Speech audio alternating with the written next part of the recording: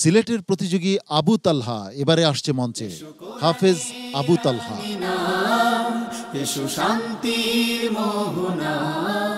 আসসালামু আলাইকুম ওয়া রাহমাতুল্লাহি ওয়া বারাকাতুহু। ওয়া আলাইকুম আসসালাম ওয়া রাহমাতুল্লাহি ওয়া বারাকাতুহু। আউযু বিল্লাহি মিনাশ শাইতানির রাজীম। وهو الذي ذرأكم في الأرض وإليه تحشرون. أعوذ بالله من الشيطان الرجيم.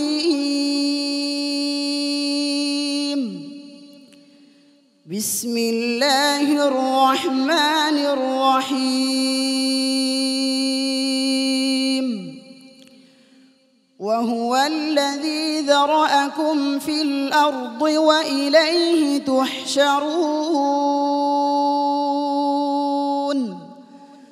وهو الذي يحيي ويميت وله اختلاف الليل والنهار أفلا تعقلون. بل قالوا مثل ما قال الأولون. قالوا أإذا متنا وكنا ترابا وعظاما أإنا لمبعوثون. لقد وعدنا نحن وآباؤنا هذا من قبل إن هذا إلا أساطير الأولين.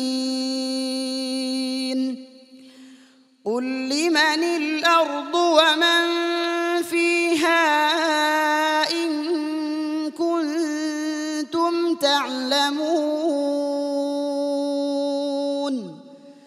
سيقولون لله. قل أفلا تذكرون.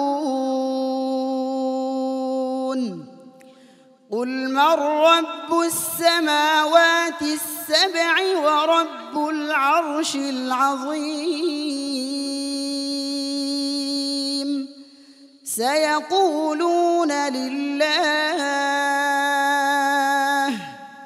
قل أفلا تتقون. حسبك صدق الله العظيم. صدق الله العظيم. মাশাআল্লাহ, চমৎকার।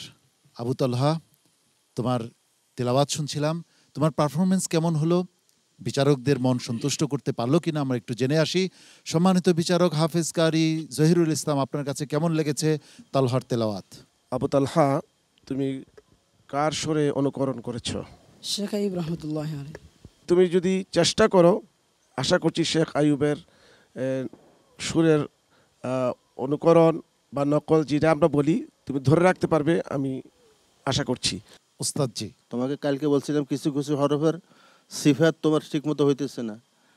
হাটা খুব কড়া হয়ে যায়, হামস আদায় হয় না, ইস্তিফাল আদায় হয় না, আইনটাও খুব কড়া হয়ে যায়, তাওয়াসুত আদায় হয় না। এগুলির প্রতি আরও যত্নবান হইতে হবে, তাহলে পড়া আরও সুন্দর হবে।